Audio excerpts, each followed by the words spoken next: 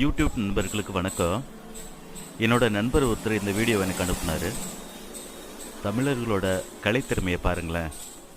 இந்த உருவம், அந்த முகம் எந்த பக்கம் இருந்து பார்த்தாலும் அது நம்மளை பார்க்குற மாதிரியே, அந்த முகம் நம்ம பக்கம் திரும்பி பார்க்குற மாதிரியே ஒரு அமைப்பு இருக்குது.